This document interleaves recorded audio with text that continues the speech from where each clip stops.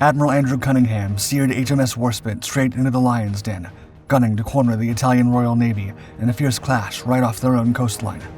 It was a bold gamble that promised either a sweeping victory or a catastrophic defeat. It was July 1940, and Italy had just entered the fray, turning the Mediterranean into a powder keg.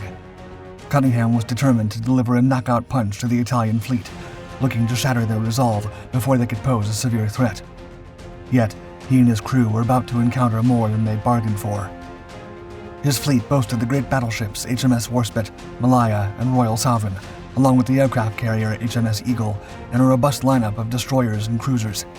They faced an Italian armada under Admiral Inigo Campioni, which included 6 battleships, highlighted by the newer, swifter Vittorio Veneto and Giulio Cesare, backed by a cadre of cruisers and destroyers.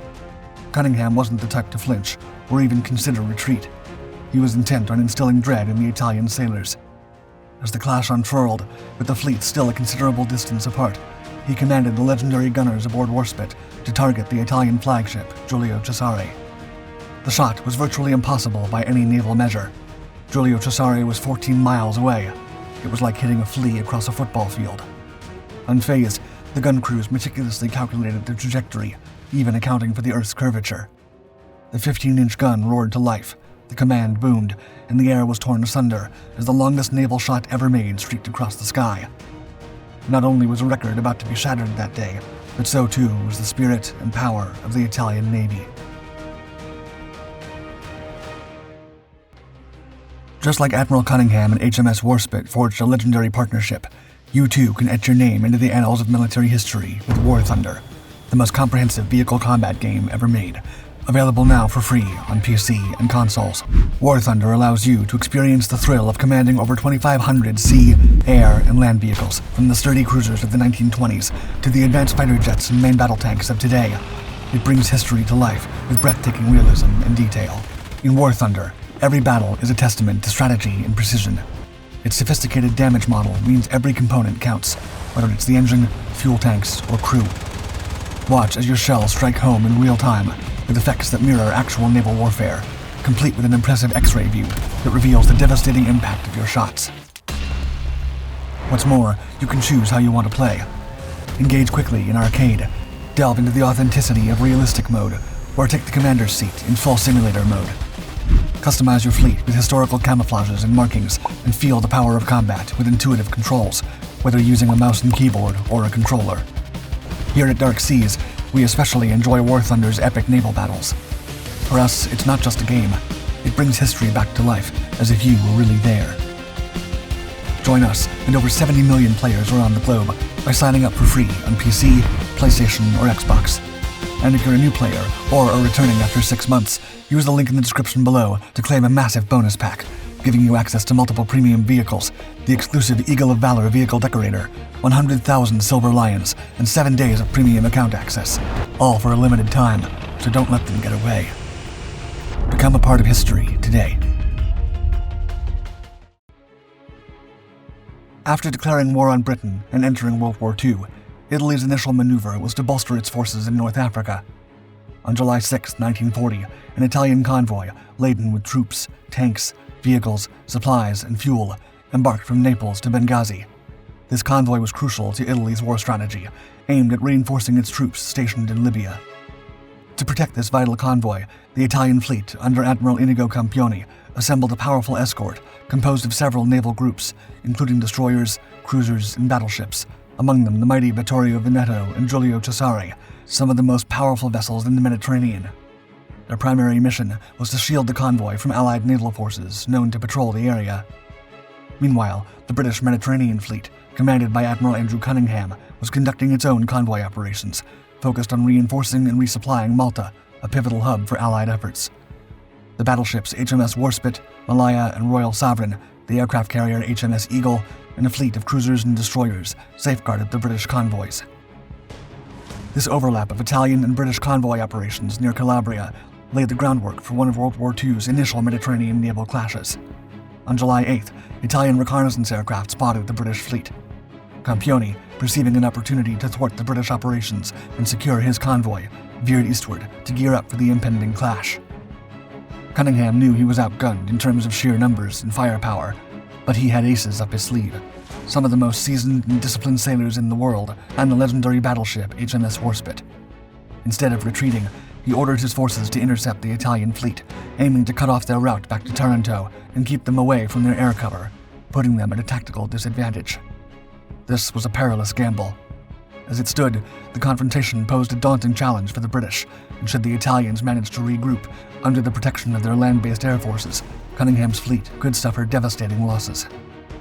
However, if Cunningham could catch the Italians early, leveraging the superior experience of his crew, he would have a chance to deliver a crushing blow to the Italian Navy, which was just weeks into their involvement in the war. Such a move could potentially cripple the Italian naval capability for the remainder of the war, allowing the Royal Navy to dominate the Mediterranean. What had started as routine convoy escort operations by both nations thus escalated into one of the first major naval battles of the Mediterranean theater. The battle commenced with the Allied cruiser group clashing with the Italian heavy cruisers. Despite HMS Warspite's sluggish pace compared to the swift Italian battleships, Vice Admiral Cunningham boldly steered her into the fray solo, while the Allied cruisers fanned out ahead. Contrary to the historical portrayal of British naval superiority fueling their confidence, newer records reveal a starkly different reality. Cunningham and his officers were actually jarred by the remarkable performance of the Italian battleships and cruisers, starkly contrasting with their own aging vessels. This sobering recognition led Cunningham to urgently request reinforcements from the Admiralty, including 2 or 3 additional battleships equipped with radar, a new carrier with an armored deck, and sufficient smaller vessels to protect the central units. As the battle unfolded, it turned into a fierce exchange of artillery, with the Italian cruiser Pola initiating the onslaught. The Allied forces were quick to retaliate. Despite the Italians' superior and swift range-finding abilities, their shots were countered by the gun-laying of the Allies, who managed to deliver more precise volleys. Within minutes, the engagement closed to around 20,000 yards, enhancing the effectiveness of the Allied guns. However, Italian shells began landing perilously close to the Allied cruisers, prompting Vice Admiral John Tubby to order a disengagement. The unrelenting barrages took their toll on the Allied cruiser Neptune, which sustained significant damage when struck by a shell from the Italian cruiser Giuseppe Garibaldi. The hit rendered the catapult and reconnaissance aircraft inoperable. Despite the intense confrontation, the cruisers eventually widened the gap, and by 3:30 p.m., the exchange of fire ceased temporarily. In the later stages of the battle, the Italian battleship Giulio Cesare took aim at Warspite from a distance of 26,400 yards, while Conte di Cavour held back, her silence part of a tactical feint. The Italian commander, seizing the initiative, maneuvered his 2 battleships to engage Warspite. Meanwhile, Malaya struggled to close the distance to support Warspite, and Royal Sovereign lagged significantly behind. Warspite, facing the dual threat, divided her firepower between the 2 Italian battleships, unaware that Conte di Cavour was merely a decoy. During this tense moment, a round from Cesare narrowly missed Warspite, but struck the escorting destroyers, Hereward and Decoy, inflicting minor damage. From afar, Malaya launched rounds, intended to sow confusion among the Italian ranks. By 3:15 p.m., Italian heavy cruisers escalated their assault on Warspite. However, the arrival of Allied cruisers disrupted their efforts, forcing them to withdraw from the skirmish. That is when Cunningham attempted the impossible. Warspite targeted the flagship Giulio Cesare from over 13 miles away. Knowing that his primary advantage in this battle was his gunnery crew's lethal precision and experience, the Admiral leveraged that advantage to full force. Admiral Cunningham later clearly recounted this moment, quote, "The Warspite shooting was consistently good. I had been watching the great splashes of our 15-inch salvos straddling the target, when at 4 p.m. I saw the great orange-colored flash of a heavy explosion at the base of the enemy flagship's funnels. It was followed by an upheaval of smoke, and I knew that she'd been heavily hit at the prodigious range of 13 miles. The shell had found its mark, triggering a series of explosions aboard the Italian battleship by igniting the ammunition stored for anti-aircraft guns. The blast took the lives of 2 seamen and wounded several others, marking one of the longest-range naval artillery hits in history." After the hit, Giulio Cesare's speed decreased, prompting Conte di Cavour to step up as the lead combatant. Meanwhile, the Italian cruisers actively engaged the Allied cruisers. The heavy cruiser Fiume initiated an offensive against the British cruiser Liverpool, soon supported by the cruisers Zara, Bolzano, Pola, Gorizia, and Trento. This concerted effort led to a fierce exchange with the Allied cruiser battle group, during which Bolzano suffered 3 hits from HMS Neptune. even though it had just been a single hit amidships. The shot on Giulio Cesare proved decisive. Despite their numerical superiority, the Italians were demoralized by Warspite's incredible performance. Their morale crumbled, prompting them to execute a hasty retreat behind smoke screens. However, by 4:40 p.m., a swarm of 126 Italian aircraft descended upon the Allied forces, inflicting reported damages on Warspite, Malaya, and Eagle. Adding to the chaos of the scene, a segment of the Italian Air Force mistakenly targeted their own ships due to a misunderstanding. The Italian aircraft failed to penetrate the stalwart British defenses as Warspite and her allies stood their ground. The indomitable Warspite triumphantly returned to Alexandria on July 13th, her flag waving proudly. Admiral Cunningham's reflection on the encounter underscored the psychological impact of the engagement. Quote, "Never again would the Italian Navy willingly confront the fire of British battleships." Although Cunningham had failed to physically obliterate the Italian Navy, a single record-breaking shot from Warspite had devastated the enemy's morale and spirit to a point where they would forever tread with fear, even in their own waters.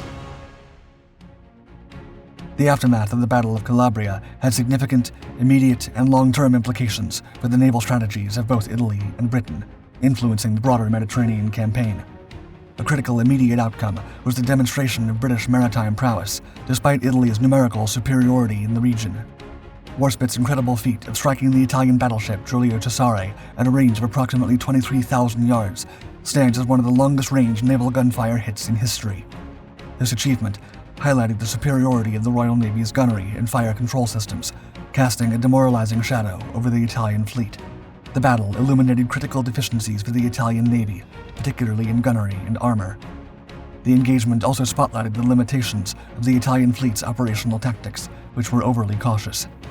As a result, Italy shifted its war strategy in the Mediterranean to a more defensive posture, focusing on protecting its convoys and steering clear of open battles against the better-equipped British forces. This marked a significant pivot from Italy's previous strategy of asserting control over the Mediterranean through aggressive posturing. On the British side, the battle underscored the strategic importance of maintaining naval superiority in the Mediterranean. This dominance was essential for safeguarding sea lines of communication and supporting ground operations in North Africa. The Royal Navy's capacity to challenge Italian movements directly influenced the broader Allied strategy in the region, leading to ramped-up naval operations, including more assertive convoy escorts and raids on Italian positions along the North African coast. In the larger scheme of the Mediterranean theater, the Battle of Calabria acted as a harbinger for a series of naval battles that underscored the ongoing struggle for maritime dominance. This confrontation set a precedent, emphasizing the crucial role of air power in naval warfare, which led to a heightened integration of air and naval operations as the conflict progressed. Following the Battle of Calabria, Cunningham led the Mediterranean fleet through several more significant naval engagements, including the Battle of Taranto in November 1940 and the Battle of Cape Matapan in March 1941. His effective command and strategic decisions during these battles were crucial in maintaining control over vital Mediterranean sea routes and supporting Allied operations in North Africa and the Middle East. Cunningham's career flourished, and he was known for his bold and decisive leadership throughout the war. He remained an influential figure in the Royal Navy until his retirement. He was eventually promoted to First Sea Lord, the professional head of the entire British Royal Navy in 1946. Overall, the Battle of Calabria was a clear indicator of the evolving dynamics of naval warfare, spotlighting the strategic use of naval forces to achieve broader military objectives and the increasing importance of combined arms tactics in a theater of war. Play War Thunder now for free using the link in the description below. And don't forget, new players or those returning after at least 6 months will receive a massive bonus pack, including premium vehicles, 100,000 Silver Lions, and 7 days of premium account access. What are you waiting for? Become a hero with War Thunder today.